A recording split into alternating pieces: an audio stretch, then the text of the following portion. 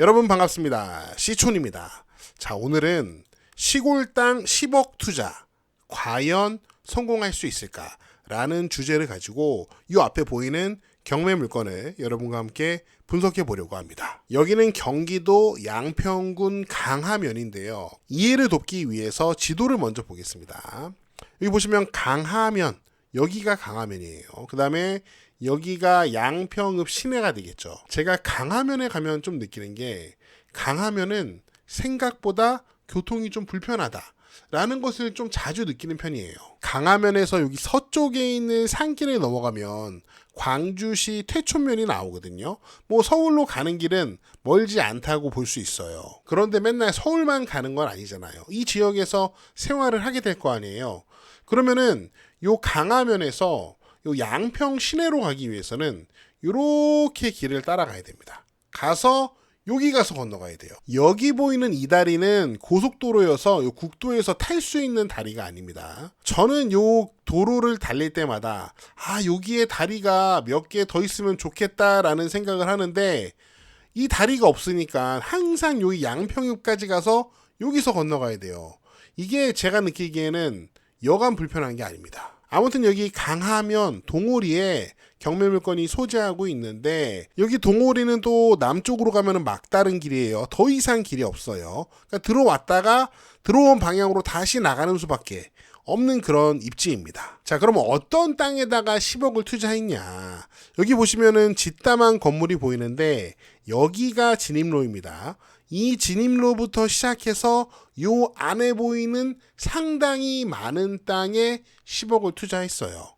그 면적이 3,032평 정도 됩니다.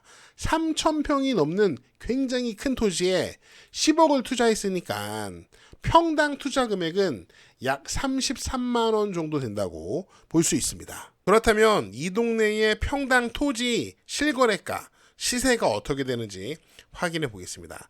자, 여기가 이제 10억을 투자한 곳이고요. 그 앞으로 평당 82만 원, 평당 99만 원, 뭐 52만 원, 54만 원, 40만 원, 건너편에 79만 원, 64만 원, 83만 원 보입니다. 평당 약 33만 원에 투자를 했으니까 분명히 시세보다는 저렴한 투자라고 볼 수 있겠죠. 자, 이 땅에다가 약 3,000평에다가 10억을 투자를 한 거예요.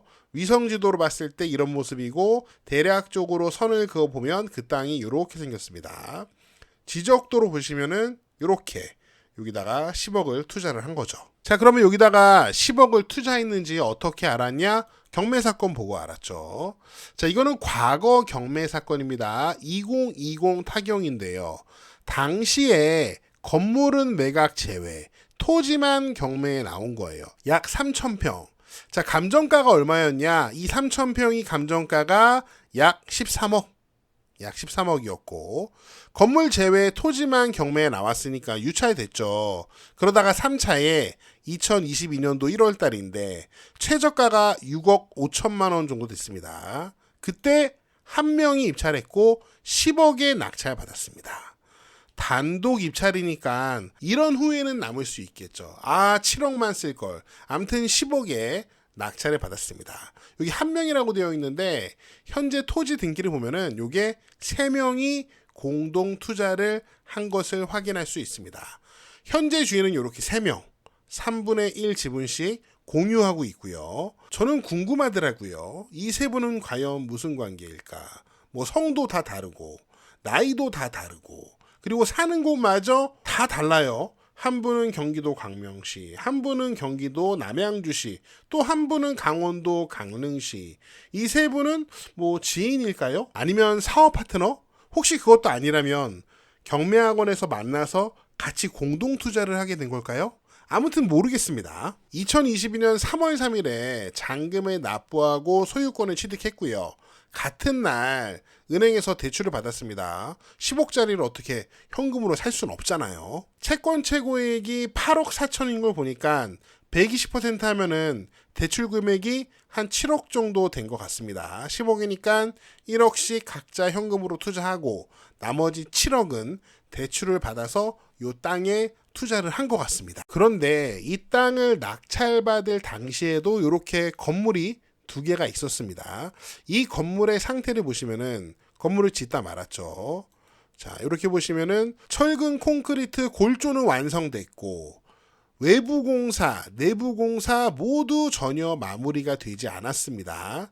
이 사진은 2020년 사진이고요. 현재는 어떻게 됐을까요? 최근 사진인데요.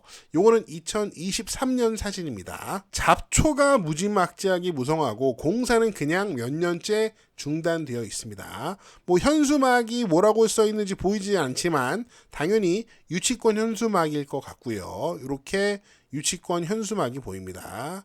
현재는 완전히 폐허가 된 상황이고 실내 공사도 전혀 마무리가 되지 않았죠. 저는 건축을 잘 모르는데 요 파란색 플라스틱 있잖아요. 이거 이삿짐 박스로 쓰는 그 플라스틱인 것 같은데 이걸 바닥에 왜 까는 건가요? 자, 그리고 저는 또 이 사진 보면서 좀 궁금했는데 여기 석고보드를 깔아놨는데 깨졌죠? 당연히 요 밑에 빈 공간에 석고보드를 설치했으니까 누가 밟으면 이게 무너질 수밖에 없죠. 이거 여기다가 왜 석고보드는 왜 설치를 하려고 했을까요? 조금 의아하다는 생각이 저는 이 사진을 보면서 들었고요. 아무튼 토지를 낙찰받은 이 토지주들은 2021년 3월 3일부로 소유권을 취득했고요. 하지만 자신들이 소유한 토지 위에 건물 두 채가 짓다가 말았기 때문에 일단은 이 건물을 위해서 법정지상권이 성립하지 않음을 주장해서 이 건물을 철거하고 토지를 돌려달라는 수순을 당연히 밟았을 겁니다. 그래서 현재 이렇게 건물만 경매가 이제 진행이 되고 있는 거예요. 그리고 이 경매를 신청한 경매 신청 채권자는 땡땡땡 외 2명, 토지주 3명입니다. 토지주가 현재 이 건물을 경매로 넘긴 거예요. 자, 작년 1월 달부터 경매가 쭉 진행이 됐는데 이 두 건물에 대해서 감정가는 2억 1천만 원 정도 됐고요. 하지만 쭉 유찰이 돼서 현재는 최저가가 850만 원입니다. 왜 이렇게 유찰이 됐을까요? 첫 번째로 당연히 이렇게 공사가 중단된 건물을 누가 사겠습니까? 그리고 토지도 다른 사람이 가지고 있는데 이걸 누가 사겠어요? 자, 지금부터 이 건물 경매 사건의 매각물건 명세서 비고란을 살펴볼 텐데요. 우리는 이거는 위험한 경매물건이기 때문에 낙찰받을 생각이 없죠. 토지주 3명의 입장이 돼서 한번 이 내용을 살펴보도록 하겠습니다. 첫 번째 이 부분 보시면요. 건물만의 매각이며 법정지상권의 부존재 및 이 사건 매각물건에 대한 건물 철거 및 대지 인도를 명하는 확정 판결이 있다. 그렇네요. 토지주들이 건물 철거 및 토지 인도 소송을 했고 결국 만족할 만한 결과를 일단은 얻었습니다. 두 번째 부분 볼게요. 건축법상 사용 승인 받지 않은 건물이며 내부 공사 중단된 상태이고 설계 변경으로 등기사항 전부 증명서상 면적과 실제 면적이 상이할 수 있으므로 별도 확인을 바란다. 뭐 요거는 크게 중요한 내용 같진 않아요. 그 다음 부분 보겠습니다. 이 내용이 이제 토지주에게도 중요한 내용인데 현황 조사 당시 목록 1 첫 번째 건물이에요. 그 첫 번째 건물에는 주식회사 A가 7억 원의 유치권 행사 중이라는 현수막이, 목록 2 두 번째 건물에는 유치권 행사 중 전화번호 토목공사비 1억 5천만 원을 지급하라는 현수막이 걸려있는 바 별도 확인을 해라. 이 대목에서 이렇게 생각하는 분도 계실 거예요. 야, 유치권 행사하라 그래. 야, 나는 건물 철거에 대해서 확정 판결 받았어. 야, 건물 철거해. 유치권 행사하려면 행사해. 이렇게 생각할 수도 있는데요. 이게 그렇게 간단한 문제가 아닐 수도 있어요. 제가 보기에는 이 토지주들은 유치권 부존재를 이제 주장을 해야 됩니다. 왜냐면은 여기 더 보시면은 여기 A 주식회사는 이 사건의 가처분 권자이자 가처분을 걸어놨대요.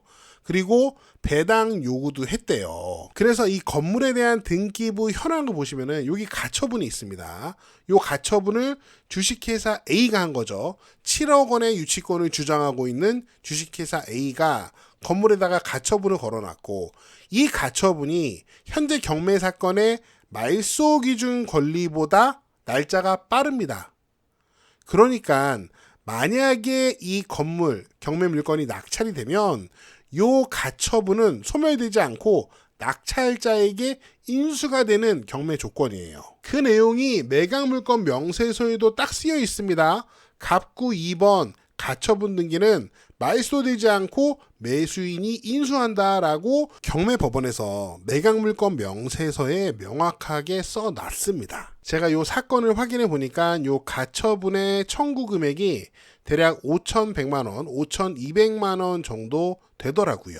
보통 이런 경매 사건들을 보면은 건물의 가격이 엄청 떨어질 때까지 기다렸다가 결국에는 토지주가 낙찰을 받는 수순으로 대부분 사건이 종결이 돼요. 하지만 이 경매 사건의 경우에는 토지주가 이 건물을 싸게 낙찰받더라도 우리가 살펴본 것처럼 두 가지 리스크가 있죠. 첫 번째는 유치권의 부존재를 법원 가서 증명을 하던 아니면은 유치권자와 합의를 하던 간에 리스크가 됩니다. 두 번째는 가처분은 인수하게 돼요. 물론 토지주들이 나는 이것도 잘 해결할 수 있어, 난 그런 충분한 능력이 있어 한다면 전혀 문제가 되지 않을 수도 있지만, 뭐 제가 만약에 토지를 10억에 투자한 사람이라면 저는 지금도 머리가 좀 아프지 않을까 그런 생각이 듭니다. 추가적인 비용과 시간을 들여서 이 두 가지 리스크를 다 해결하더라도 아직 남아있는 과제가 한 가지 더 있는데요. 바로 어떻게 엑시트할 것인가, 과연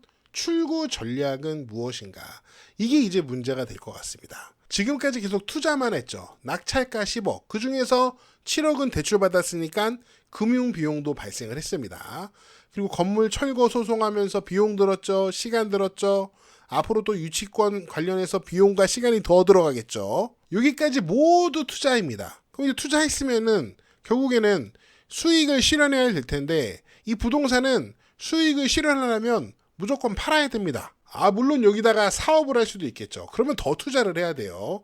뭐 그게 바람직한지는 모르겠고, 아무튼 팔아야 되는데 여기서 또 드는 질문이 과연 이게 잘 팔릴까? 과거에는 이렇게 아름다운 땅이었는데 과연 이 땅에다가 10억을 투자할 가치가 있었는지. 물론 이 토지를 낙찰받아서 투자하신 분들은 저보다 해안이 좋고 지식이 많으신 분이기 때문에 투자를 하셨을 것 같습니다. 하지만 무지하고 관점이 좁은 제 입장에서는 여기다가 10억을 태워? 저는 상상이 되지 않습니다. 여러분은 어떻게 생각하시는지요? 여러분의 다양한 의견을 댓글로 남겨주시고요. 저는 다음 영상에서 더 재미있고 유익한 내용으로 돌아오겠습니다. 여러분, 시촌 어게인!